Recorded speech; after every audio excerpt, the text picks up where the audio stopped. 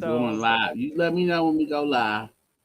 we live now, and I'm trying to figure out, Mr. Wamble, why do you have on a coat? Warm lives matter. Warm lives matter. Warm lives matter. It's got to stop snowing. It's too much snow. It's snowing. It's April. I know Prince was a prophet, but good grief. It's got to stop snowing in April. Until it stops snowing, I'm going to protest. I'm going to be out there shivering with my hot chocolate. And what is this? The global warming is turning into global colding. What's going on? We're gonna come back to his rambling just after this.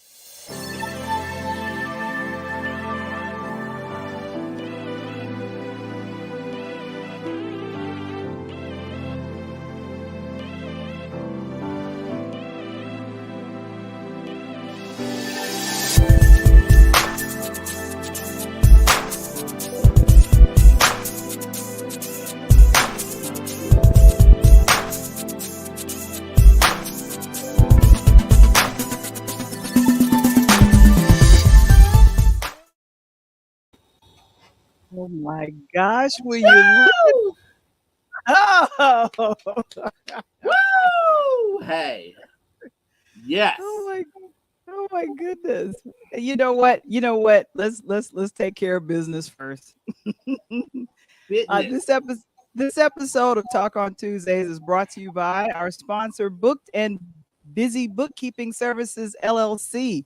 It's dedicated to keeping you booked while you're busy running your business. Book with them a 30-minute free consultation today and contact them at 862-251-8503 or go to bookedandbusybookkeeping.com. That is Miss Janelle. Thank you so very, very much. Hey, And for Janelle. all of us, and for everybody that's viewing us on YouTube, Facebook, or LinkedIn, go ahead and please hit the like and share. Hit the like and share, guys. We really appreciate it when you all let people know what exactly me and Mr. Womble are rambling about. Let's see who's here. Let's see who's here. I see. Let's make sure we send our thoughts and prayers with to Mr. Springer, Mr. Kevin Springer, who's usually here with us each Tuesday. He's not here tonight. Val informed me that he has an illness which I did not know that he suffered from. Mr. Springer? Apparently, apparently he is a Mets fan. Okay, wait a minute. And he Hold is it. at the Hold it. Mets game. Are you kidding me? I pegged him to be a very educated person, but I'm gonna have to reevaluate a lot of that. So what's Oh my going on, gosh. Val? What's the story? We're going to say good evening to Bruce. Thank you so much for joining us. And hey, how you doing, Augustine? He said snowing, global colding. He loves it. Oh my goodness. And oh gosh, so another sports fan, just like Bruce, he's saying sending up prayers for Mr. Springer. Actually, they were scheduled to see the Mets game, but they're not at the Mets game. It was too cold.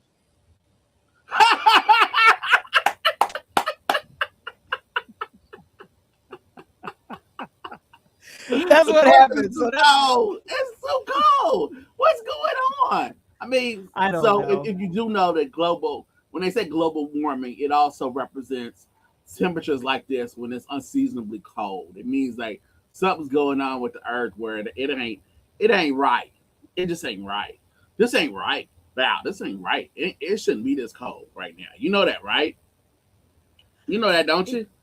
Yeah, yeah. And my thing is that we were teased in the Midwest with 70-degree weather last week. Literally 96 hours Tease. ago. It was a tease. Tease. It was a Like tease. Zazzy Beats about to take a shower. Tease. Just tease. Lord. Mm-mm-mm.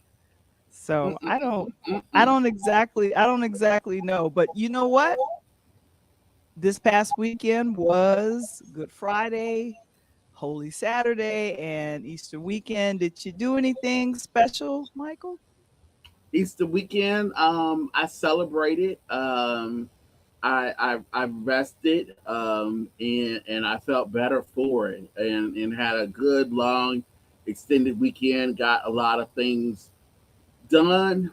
Was in a pretty reflectful mind state, and I feel better for all of it. So yeah, it's good, very good, Yeah, very I good. got it.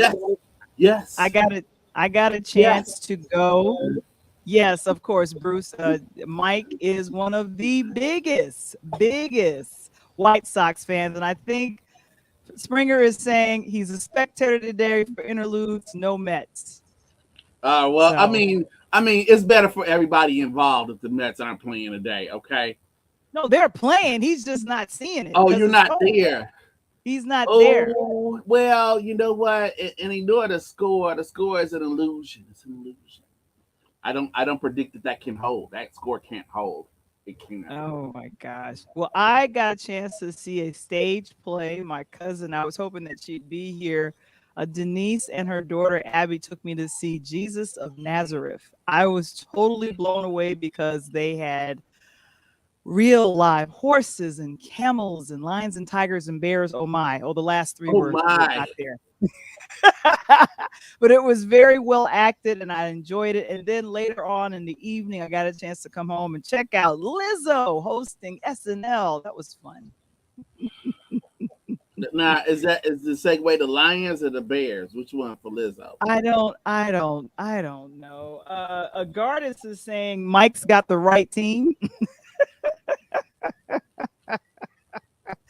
Okay, Oh, there's White a Sox. Or White White Sox. Sox. Yeah, he's Got it. You got it, buddy.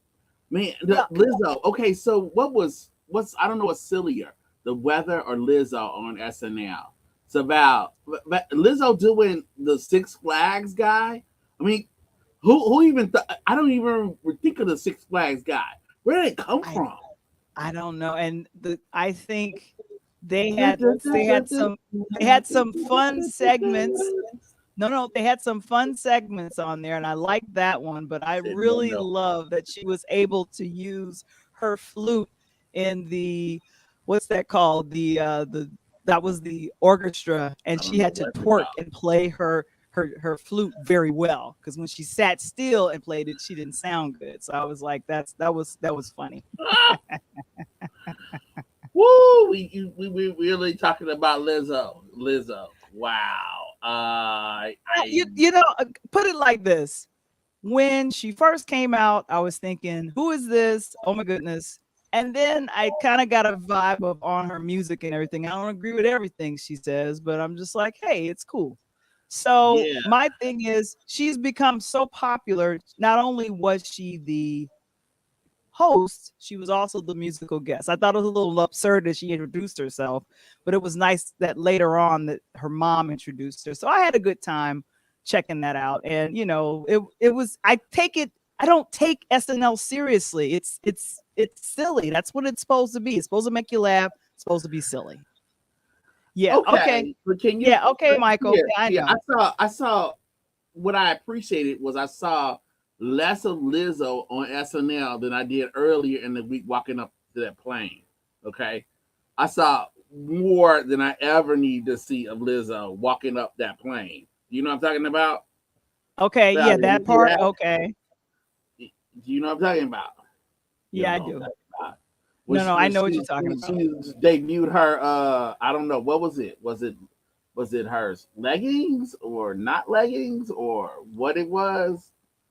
I She's saw a always lot of promoting. her. Do you know that they always use her music for promotion of a lot of I think Olive Olay have been using her, Dove. It's been like a bunch of products that use her music for a bunch of stuff. Carnival cruises. It's ridiculous. So she is definitely taking this moment and monetizing her brand, which is big, beautiful girls, and we can celebrate ourselves. So I did not want to spend this much time on Lizzo, so I'm going to Thank hurry up you. and go to my assignment. I'm going to hurry up and go to my assignment. Ladies and gentlemen, I'm going to start with this. When your producer tells you, in fact, Oh, demands that you here we go. go and see a film, pay attention because if he does that, he lets you know that wonderful things are going to happen on the screen. And pay attention to the storyline no matter how crazy it is. Okay, we are going to talk about Jamie Lee in that. we are Yeah, going to Lord. talk about this new film, Everything Everywhere All at Once. Michael, when did you see it this weekend? Sunday, Monday, when? I had a Sunday. Wait, what's today? Yeah, Today is Sunday. Tuesday. Sure, Sunday. I had a yes, I had a lost day there over the weekend. Yeah. So the one thing that I will say is this film premiered at the Southwest by South by Southwest Southwest in Austin. and the Studio A24, which brought us great movies like Moonlight and others. That's Brad Pitt's company. That's Brad Pitt's company. Michelle Yeoh, Ki Hung Kwan, James Hong, Stephanie Hu, and Who? Jamie Sue. I'm sorry, Stephanie Sue. Thank you. It's Jamie Lee Curtis. And Jamie Lee Curtis, right? Lee Curtis of Halloween fame and other Yes, right. So I was. Let's just get Best started. friend, What man. did you think of this film, Michael? What did you think? What Because did I those are the Daniels. Those are the Daniels. The Daniels with the hot dog fingers. Okay. The hot dog You fingers. found a picture with hot dog fingers.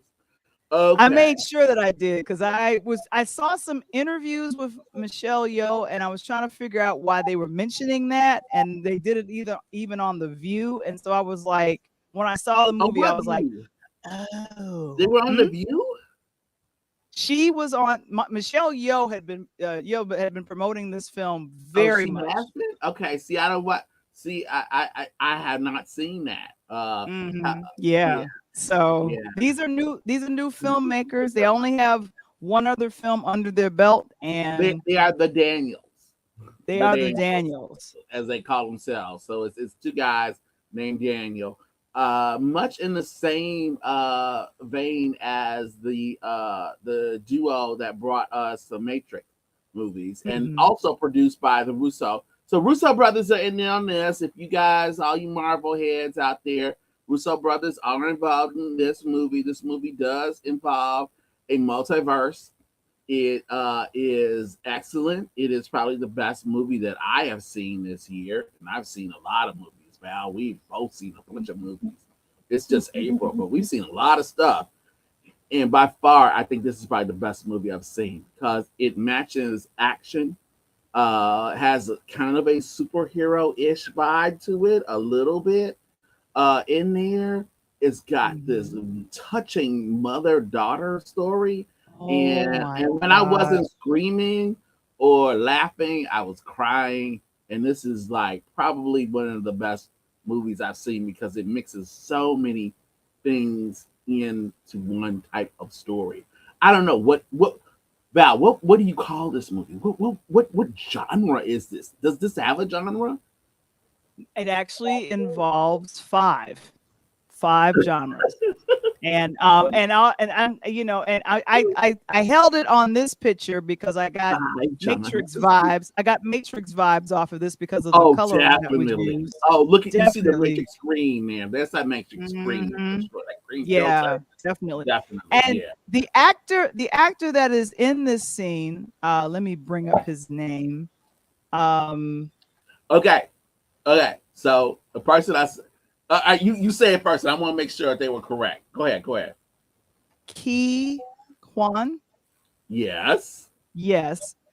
I don't know if do you remember watching Indiana Jones and the Temple of Doom? I'm going way back. Way back. So I gotta confess this because I was freaked out a little bit. Okay. Why? So the person I saw the movie with, they said to me, well, as we were watching it, like toward the end, it's like, that's the guy from Indiana Jones. And I'm thinking like, oh my God, I'm sitting next to a racist. This is terrible. How did I end up here? It's like not all Asian people are the same people.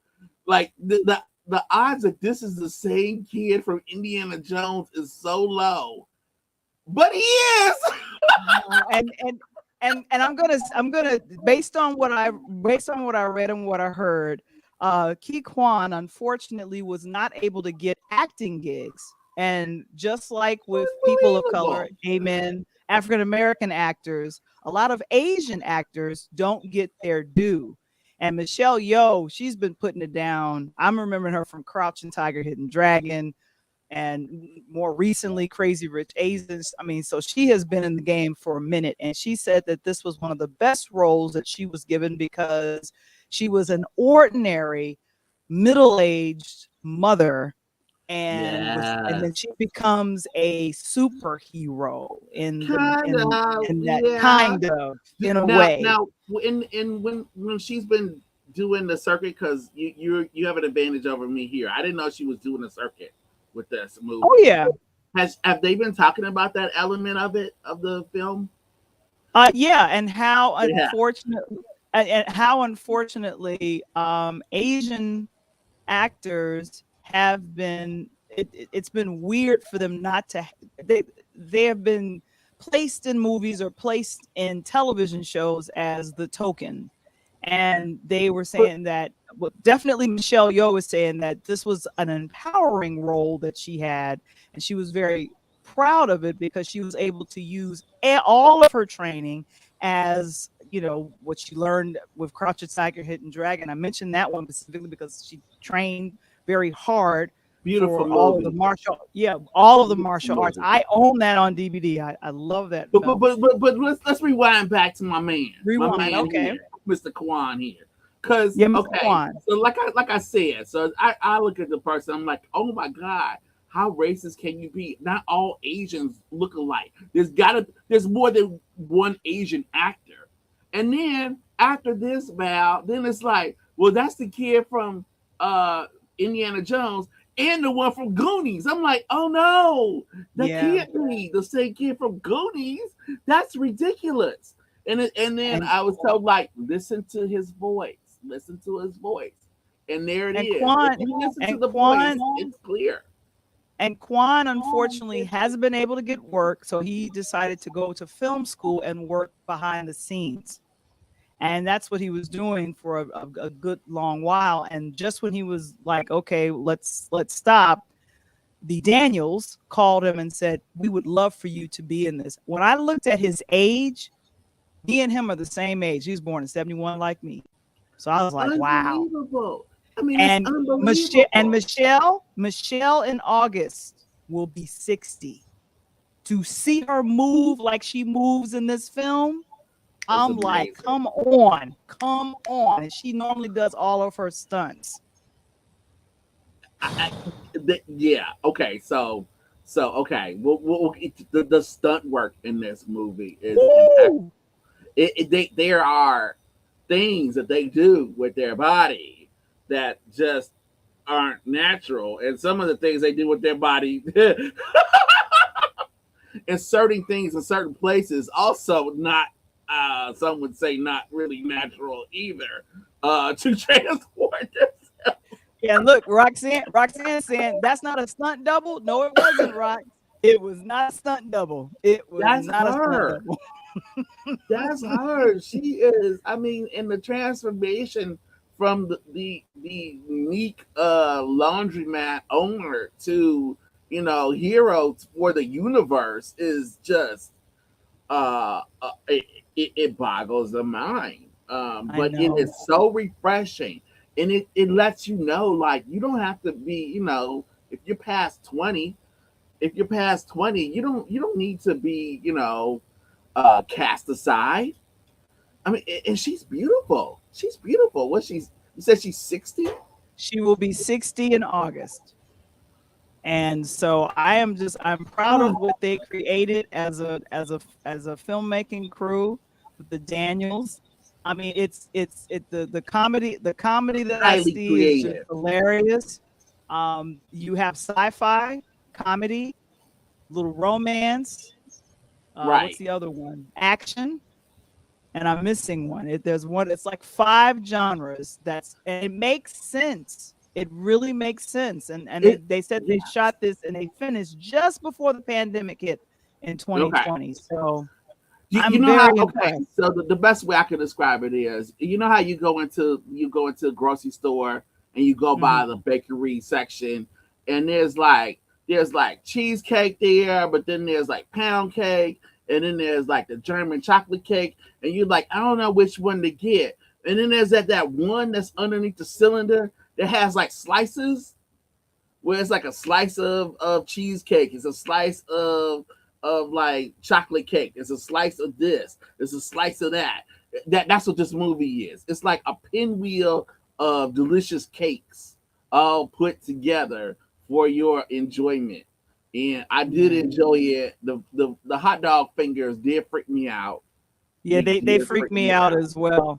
And I just wanted to just pause. That poster is Yeah, everything. That poster is everything. Augustine's, wow, I gotta check it out. Yes. it is 5 different amazing. genres. You will love it. Yes, Mhm. and what it demands of the actors, the simple things like the pops that they do in and out of different characters, just the change in their physicality, the music. It's a feast. It is a real feast. It's a visual feast, and the storyline highly original. You're not going to see another movie like that this year. Not at all. And you'll enjoy seeing this one for sure. Right. So the next thing I want to chit chat about briefly is now I'm a little late on this, so I'm just going, Michael, Yes. you Yeah, warned I me. listen. I warn. What is it? All right. I wouldn't say warn. I would say just like there's different styles coming on. So and I talked to you about this after I talked to some people that do comedy and asked them what their thoughts were. So what Right. are your thoughts? Here, tell us what it is that we're looking at. Okay, so we're looking at Jerrod Carmichael and HBO special comedy special that was released earlier this month. Rothaniel, am I Yep, saying that right? Rothaniel. Rothaniel, Yes. and he is. I've seen other comedy specials on HBO with him, and I think he has an exclusive contract with him. If you guys remember, he was a part of an NBC show called the The Carmichael Gerard Show. Carmichael Show, the No, Carmichael Carmichael Show. Show, which is It was his just the last name. Carmichael Show, right? It was just his last name, and that was Loretta Devine, and he had a bunch of good people in that particular David one. That Allen was Greer. David Allen Greer, Tiffany Haddish, and Mm-hmm. Little Ray Lorel. Yeah. Burrell. Lorel. Yeah. And so I Mm-hmm. was I was very impressed with that. Well, I had mentioned he had hosted Saturday Night Live probably just I don't know a couple of weeks ago. Not two. And yeah, and so what I will say is that he tells the audience about he introduces the concept of secrets and then he goes into what he's kept a secret. And I mentioned it a week or two when he mentioned it from Yeah. SNL, and I was like, "Oh, he's saying that he's gay." Okay, I understand that. And this felt it went into a confessional of some sorts, and he was talking back and forth with some audience members who were, I will say, very respectful. This was recorded, I want to say, in Soho, the Blue Note club in New York on a Yeah. snowy night, and I was just noticing that he sat in a chair and he looked uncomfortable as he was sharing his truth. And I got emotional watching it because he was talking about the relationship between him and his mom and what that revelation meant. If you guys could place in the chat if you have seen this, let us know. Michael, your thoughts. Wow. So we talked about this a little bit. So the whole idea of the special and the fact that he is a comedian. There is a whole style of comedy that is developing slowly. I think probably the better known person of this kind of style is Bo Burnham. Okay. This guy who sort of tells jokes that aren't jokes, that also incorporates drama, music, and brings you a sort of different style. Now, Jerrod Carmichael, what he has done with his TV show on NBC, which was, the fact that that show even got on NBC was amazing. Speaks to his writing skill and ability. Hmm. He has directed, and he directed a special for HBO of another comic who didn't, who speaks directly to the camera the whole time without audience. Mm. Pre-pandemic, there's a comedy special where there is no audience. He's talking right to the camera, and he's talking to also to a girlfriend, possibly ex-girlfriend, as they're breaking up. And that's the comedy show. So it's very, very out there. This thing is intimate. This is like going to a jazz club. And I think that's why And it's set up. that is a jazz club. The Blue Right. Note is a Yeah, jazz right. club. But Yeah. instead of hearing someone play a musical instrument, you're hearing someone play like their narrative, their story, just like it was an instrument. And the way that he does it is sort of the style of things like the mob on NPR and some of these specials where it's someone giving you a story, and the story has aspects that are funny, but they're not necessarily telling jokes.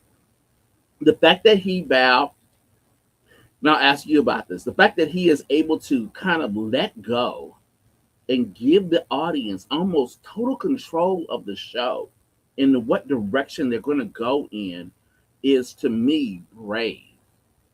I can't think of another performer that would just other than one of the masters, someone like a Richard Pryor or someone like a Eddie Murphy, someone of that caliber who would like be able to sit back and say, you know what, I don't know where this is gonna go, wherever it goes, I can ride with it, and he does that, And and it will work. Gardis was just adding that yes, this was a comedy show, and I was like, I don't know. we don't know. I don't We know. don't know. He's funny, but I don't know if this was comedy. This was something else. Yeah. Which I think, speaking of just like the movie we're talking about bending genres a bit. This sort of bent one a bit. And he has been on record saying that, not all comedy shows need to look the same. I mean, just because they did a HBO special in 1978 doesn't mean like they all have to continue to look like and sound like the same thing over and over again. That you can take it in different directions, and he's taking things in a very different direction. Did you enjoy where you went with him, Val? Actually, I did. And I paused on this particular picture because there were a couple of times he nervously laughed and said that wasn't a real laugh. And that kind of hit me in the gut because of what he talked about, his relationship with his mom and, revealing, you know, his lifestyle, what he is, and just that conflict, that inner conflict that many of us have within ourselves when we have to share information that is very personal, which is very, and you don't know how people are going to react. And so I don't want to give away too much, but starts off funny. And to me, the setup was brilliant because he talked Sure. about that secrets. And so for folks that, he's 35, he's a young comic. I believe he's a brilliant young comic. I wanted more of the Carmichael show. I love that show. But I would love to see what direction his comedy is going to go into, or where it's going to go. But I recommend this. I recommend this, and it is showing right now. It is streaming on HBO Max. Now I'm interested, and just to wrap this up, because there are two other things we got to get to, and we got to get to sports right now. We got to get to sports. Yeah, we got to get because I see. I'm hot on the sports. That's the way that the Miami Heat are hot on the Hawks. Okay, so I want to get there. Okay, I remember Dave Chappelle and his 846 special had some serious stretches of silence. Yeah. Now, yes, and that was up for what was that? Grammy. It was up for a Grammy. Now, yes, Dave Chappelle is one of those comics, and it was right that he recently won the Mark Twain Award for comedy because he does do social commentary. Obviously, some people don't appreciate it. However, one thing that the relationship that I thought was really interesting about with Rothaniel in that special was the one between him and his brother. The fact that, he told us, my brother's not here tonight. And my brother's always at my show, but he's not at this one. Yeah, I mean, and that hit me, And one of that hit me in the gut as well. Hey, Michelle, it's so good to see you. I thought it was very brave for opening up his life to us. And she misses the Carmichael show like I do. And she says she gives him big props for doing that. Like I said, it reminds me of all of those uncomfortable conversations I've had with my people that I love. And I'm telling them I'm going to do something. When I was revealing to my friends and family, I'm going to move to New York. And it was very easy to tell people. It was very easy to tell my mom. No, I'm sorry. It was very easy to tell my dad. It was very easy to tell my friend. Yeah, I was like, now my mom, I think I told her last because I have been trying to prepare her for like almost 2 years. I'm thinking about moving, and she would talk me out of it. Oh, New York is dirty. Oh, people are mean. You don't want to go there. And it is. Okay, whatever. The vast majority of this audience to Talk on Tuesday. I know. I gotta get it in. They stopped shooting for a while there. I get to do my jazz in New York again. All right. They stopped shooting for a second. All right. Anyway, so to tell my mom, and the way I told my mom about it, it was just heartbreaking to me. And I found myself crying because I was thinking, I remember having this tough thing to tell people I love, people I care about. And when you're about to do something or to share a part of yourself and your family, the people that are with you before, none of us knew who Jerrod Carmichael was. Like, these are the people that's your day one folks, your day ones. And if they don't support you, where does that leave you? So I want to say more, but I don't. I want to get to another HBO special. And because I've been hanging out on HBO Max, but what we're going to do right now is we're going to bring on the coach. Hey there, Tony. Hey, I knew you guys looking clean tonight. Try to come looking clean tonight. Hey, Val, you know with me being a Kappa, Val, I love that crimson and cream look you got right there. I appreciate that. Yeah, wait, that's her. This was a respect here. This was a respect. Hey, Mike, to, Michael? Hey, Mike, I'm with you on that New York, man. You got to, if you're gonna say that, man, you got to bring that Nas, that Braveheart, right? They shooting major. That's what they made you look. Hey, coach, today in hip hop history, 1994, Illmatic dropped today. Exactly. 94. And I showed you that album a few weeks ago. Remember that? You sure did. That's one of the best albums ever produced, man. Ever produced. 28 years ago, it dropped for the first time. Illmatic. And Val, since I know you're struggling trying to get some of that Chicago Bulls gear, like, man, Mike, I'm about to supply you with something. I appreciate it. But now we're gonna talk about a dynasty that's hanging out on HBO Max. I have been truly enjoying this dynasty. Oh my gosh. It's been great. I mean, it's crazy because the funny part about it is, me as a guru and a diehard Bulls guy, and Mike, you saw this probably, I want to say maybe episode 3 or 4, and actually it's episode 1 or 2. I didn't know that the Chicago Bulls, we actually had an opportunity to get Magic Johnson, but lost it in a coin flip. And then things happened. So can you imagine if we got Magic in 79 and 80, and then Jordan in 84, and then the possibility of getting Ben Wilson if he wasn't, shot in 85? That'd been the first true, as they call, big three. You know what I mean? Yes. And for some of you guys out there in interlude land that don't know who Ben Wilson was, he's one of Chicago's best ball players back in the 80s.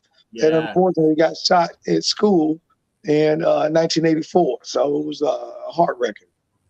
Yeah, so Winning Time on HBO, which is based on a book. So it's a book written about the Lakers, shows you the first California basketball dynasty. And later on, Coach, we'll talk about the present one, the one that's going to take a title this year again. Anyway, it won't be the Lakers.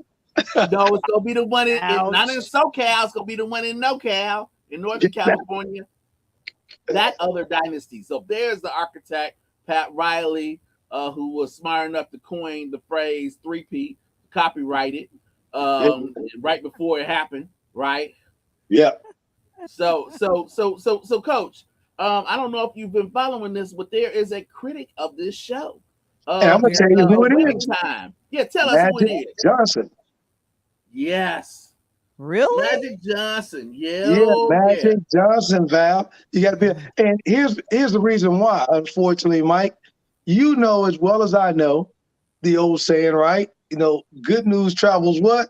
Really slow, but bad news travels fast. So even though at the beginning of all the shows they always say this is a what? Dramatization. It's just a fictionary story, but some of the pieces may be true. I think what happened is they truly showed Magic in his light, Mike.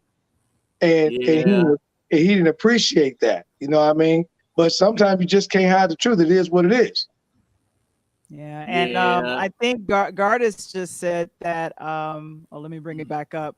The show takes some creative liberties on the facts, but it is highly entertaining. Oh my gosh. Is it? The show also shows a Magic pre-cookie. Magic, and not only pre-cookie, it shows once again he was out there. You know what I'm saying? And the last episode, where Cookie's best friend, end up in the house after they end up at the party, Mike, and the two white girls come in and say, "Oh, you girls must have forget." He usually just pick a couple out the crowd there, and she's like, "What?" She dogs the girl out. They go back home. He gets, through his little signing thing with the ex-girlfriend's dad. Next thing you know, he thinks Cookie's gone, and her best friend's up in the hotel with him. It also the show, as one of our viewers points out, it also Kareem is not very happy with the show either. No, but I didn't know that part. If I was Kareem, I wouldn't be either if I was Kareem. The way Kareem is portrayed, which is, according to other things I've read, is pretty spot on. Yep, pretty spot on. Yeah, the actor Solomon Hughes is actually a doctor. He's not a doctor, but he has a doctor of philosophy, and I think he's doing an excellent job portraying him with this, very quiet demeanor, not too much conversation, and Bruce also says, Kareem had some issues with how he's portrayed. What were you gonna say, Coach? No, I was gonna say I love how portrayed. I was gonna say the one thing that I'm really learning about on a couple of things, looking at the dynasty, and this is something you and I talked about the other day, Val, and that is the two things that stick out to me is one, Jerry Buss. And this man, I didn't realize he went out on a limb. Whether he lied or not lied and put this team together. He had no money. I mean, pushing and pulling. He was still doing his thing, but he had no money while he was trying to sell this Laker organization. And until Magic came through, and forget Norm Nixon is still there. You know what I mean?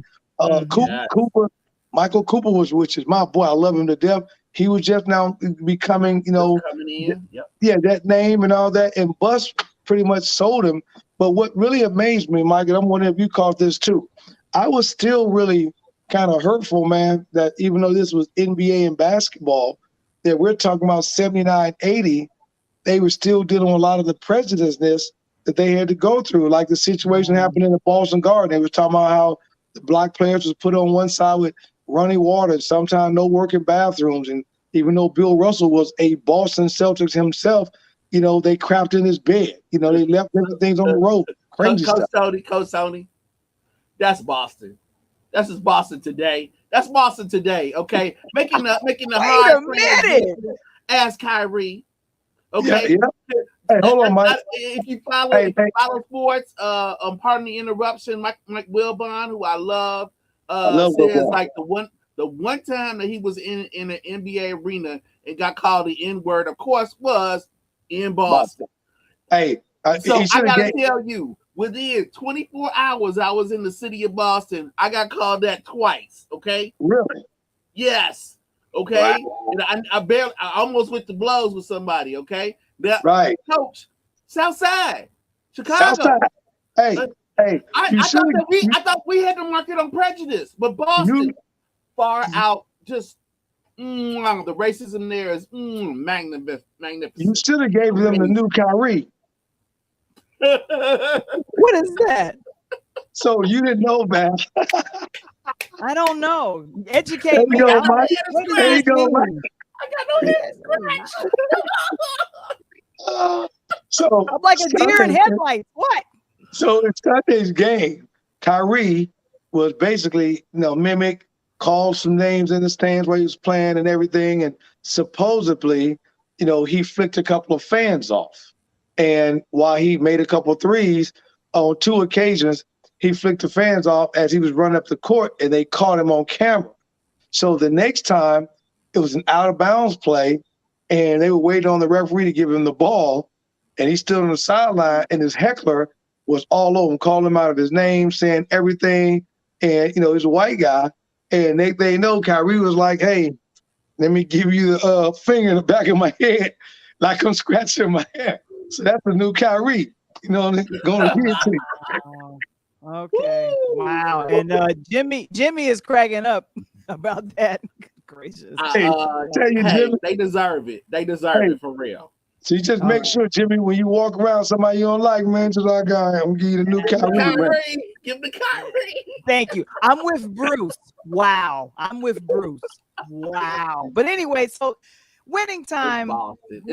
Great documentary. Now this is on HBO Max. I'm just gonna warn you. This is not for no one under a certain age. Just because we're watching they do a lot of Magic before Cookie. Poor Cookie. Poor Cookie. Yeah. Okay. And, okay. Who is this? Michelle. Yeah, I got it. Yeah, I got it. I got it. Yeah. Okay. Mm-hmm. Michelle says she's surprised how they showed how arrogant Magic was, because what we see is his shyness and humility. Sure. But once again, you see that new Michelle, you're seeing that new Magic and that new Magic money. There's no different than I'm a diehard Chicago guy, and they always talk about Jordan. No different than they talked about Tiger. When you come into the top of that threshold, you got to knock a few people off, and sometimes you got to be arrogant. Sometimes you got to be a butthole. Sometimes you got to shun people away. But the one part that I really liked about it, Mike, you kind of alluded to it, maybe that's why Kareem was pissed, is the scene where Kareem was talking to the dad, and he asked the dad, hey, man, has this boy always been like this? And he said, yeah, the day he came out of his mama's womb, the doctor smacked him, he smiled at him, And I'm from Mississippi, where they had them, colorful berries from the tree. So, and Kareem was like, hey, it's this and that. So when you're looking at that depiction, you got a Kareem Abdul-Jabbar, who's a Muslim guy, right? And he goes into his faith every single day. And then you got a guy from Lansing, Michigan, and Magic Johnson, who comes into the league, Mr. Cheerio guy, smiling, happy on everything. You can't get him to frown until he meets the cap. Yeah. And I had no clue, and I totally forgot about this, that the NBA logo was Jerry West. Jerry West. I did, and the actor that's portraying him is cracking me up, because I feel like like, was he that angry, always throwing things? And But you know the cool part about that, Val, you know, as a historian guy, like looking at history, and Mike, I want to you appreciate this. I'm actually learning a lot about the ownership of that Lakers at that time, right? We talking about Jerry West, who watched his mom get beat by his stepfather. He was out doing a lot of crazy things by his stepfather. And watching Paul Westphal, who I absolutely love, he basically was a punk, you know what I'm saying? He got punked around and didn't want to get it. And then the master Jack, who should have been the coach, unfortunately took a bad bike spill and knocked his brains out his head. And that's how, and Pat Riley wasn't respected, even though he just came off a championship run. Yeah. And he was trying to be with Kearns and go upstairs and be an announcer. And they're like, dude, you don't need to be an announcer. And that's how he kind of got back into the basketball. Everything happened, and Pat Riley fell into the job. Well, and the fact that it goes back to Jack Kent Cooke, right? It goes back to Cooke. And Cooke, of course, if you know sports, was for many years the owner of the Washington Redskins, back when they were called that. That's why I use that term, because the time that he was there, that's what they were called. Now they're the Commanders under Daniel Snyder, who is as much of a idiot as Cooke is or was. So the fact that you have, and there is something to the fact that if you get to a certain point, you have to have a lot of confidence in yourself, because that's what's propelled you thus far. I mean, people busy trying to knock you down a peg, and the fact that you have enough confidence, belief in your own abilities, that's what's helped to propel you, to kind of toughen your skin to be in that position. So the fact that Magic comes off as, having that, the fact that Kareem definitely has it. Of course, he was a veteran. He was languishing on that team for many years, where he knew that he knew how many points he was going to get. It was very routine. It was a job. It wasn't a passion. It wasn't something he loved anymore. He was someone who worked. He put in work, just like anybody else going to their job to work. And that's the way he approached it. Exactly right. So, and the funny part about it, I'm going to pivot right there on one today. Did you guys see the breaking news today? What's the breaking news? Breaking news. I'm always breaking something for you. Speaking of the Lakers, they just decided today they were not going to bring LeBron back. LeBron decided he wanted to opt out of L.A. They're trading him back to Cleveland in a 5-man deal that's going to send Kevin Love, Colin Sexton, 2022, 23, 24, and a 26 draft pick back to Los Angeles Lakers, and LeBron go home. And the only reason he's going back to Cleveland is what? Because he thinks Bronny's going to be a number one and done, which will give him the opportunity to be the first, not the first, but the last father and son, since Bill Walton and his son, two Waltons, played right before he retired. So, Coach, where are you getting that from? It hit my news feed today, on my coach's feed today. I have not seen that as yet. I haven't seen that at all. I have not seen that as yet, and I'm just that sounds like something that could happen, but I'm a little leery. So that I haven't seen it anywhere yet. So if you getting it from someplace, I get that inside track, and I'm telling you. And they say that basically the Lakers got to make a decision, because LeBron can force their hand, because he's got that opt-out clause in his 5th year. So either force his hand, he don't play, sit out, and they can't do nothing about it, and they still owe him the paper, or go ahead and get him out of there, bring somebody they're going to bring in, and make a move. Okay. That sounds like a very likely deal. It doesn't seem like that has cleared. No, it ain't clear yet. It's in the work right now. Okay. Yeah, it's in the work right now, because they still got to get Kevin Love to agree to it. And basically, Colin Sexton is coming off an injury, right? He's set out. And my kid, Mr. Nashville, is killing them right now in Cleveland. And Darius Garland, he missed the showtime up there right now doing his thing. So, that's a young nucleus. And you get Garland in there, and you're able to bring LeBron's son, and he's got a solid nucleus up there in Cleveland. They may be back talking about possibility of another championship run.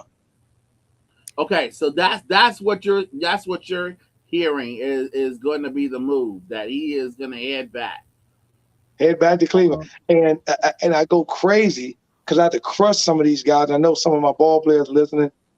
All this jumping back and forth, they always trying to compare the Jordan situation. There's no comparison. Jordan went home to the Shy and stayed, baby. We had no center, right? He played with 6 different lineups, no center. I give Luke Longley his credit, right? We'll give Luke Longley his credit. Luke balled out. But Will Purdue, come on, man. You know, I give Big Bill Cartwright a little credit and all that, what he did. But we basically had 6 rings and no big man. And he had for sure. multiple lineups in that ring, and he stayed in Chicago the entire time. And as I tell people, Mike, you will agree with me, unfortunately, if Michael's dad doesn't get, unfortunately, killed, and Mike has to leave in that 93-94 season, we win 8 rings in a row. 8. Yeah, I agree with that. I don't think there was just nothing Houston, that could stop Jordan. Nothing. Right. No Olajuwon, no Kenny Smith. I'm sorry, I love y'all to death, but Houston would have not won them 2 rings in the middle. Not happening. No. Okay. I know that because there was nothing that could stop them before. There was nothing barring injury that was going to stop Jordan. Jordan was at a peak, and you rarely see people like that. Now, Coach, right now in the playoffs, tell me who's going to stop my Golden State Warriors. Please tell me who's going to stop them, because I see nobody. Let me tell you, them boys is clicking. Oh, I'm loving Poole. Poole, that rookie killing, man, right now. Oh, my goodness. He doing his thing. And here's the funny part about it, Mike. They bringing Steph Curry out the bench. Now wait. Let me repeat that again. They bringing Steph Curry out the bench. So when you think 6 man out the bench, oh my goodness. Hey, you know you deep when you got Steph Curry coming off the bench as 6 man. But I'm gonna tell you, man, I as much as you like your boys from Northern California, I do. The West is going through the hottest hottest state in the country. That is Phoenix, Arizona. I see the point, God. I see him. But let me tell you something. Phoenix has not lost more than 2 games in a row the entire season. There's no other team in the NBA can match 2. So you give me a 7-game series, I give you 2. That means what? I win 4-6. I mean 4-2. That could happen. That could happen. Golden State, not against this Golden State team. Yeah, but they can run. You know, you got to stop Chris Paul, right? Devin Booker's still going to be a player, right? We got weapons over there. You know, Andre Ayton got it, off the board. So, Draymond Green going to do a thing. That's going to be a good series. But believe it or not, that's only the 2 teams. To me, the best series in this entire NBA Finals is in the East. The East is loaded. Okay, no, which one? Which one? Who's that? Well, look at every series, Mike. Every series, pretty much. Even though Atlanta faltered and has a crazy one, but that Boston and Brooklyn Nets series, down to the bucket. And it's going to be that was a heck of a game. Great game. Bulls played better than a lot of people thought they were going to play. A lot of people thought they were going to fold, and they didn't. And the crazy part about it is, if you give us Alonzo back, if Zoe wasn't hurt, we'd be fully loaded right now, and it'd be a different ball game. They played Milwaukee the other night real tough, and I think we may get 1, maybe 2 games, but I think we'll get at least 1 game out this series. Coach, who's in the finals? Finals is going to be, unfortunately, I'm going to have to go back. The ring is going back through Milwaukee. I'm going to go as a repeat. It's going to be a Milwaukee and a Phoenix Suns back to the finals. Wow. Okay. Coach, look, here's the reason why Milwaukee's not going to win the finals, because it's going back to San Francisco. The boys is winning. It's winning time. It's winning time. They've been waiting for Clay to come back. Clay is back. They ready to start all over again. This is like when the Bulls got Rodman, and it was like just start all over again. That's right. But I think that what you're gonna see this year, once again, Phoenix has not lost more than 2 in a row. Best record in the NBA. And I think that you're gonna see the Chris Paul show when Devin Booker, and now they got some additives. They got to that finals last year. They got a taste of it. And I think that Golden State's had multiple tastes of it. So the taste is, it's only going to be exciting to the new guys like Poole.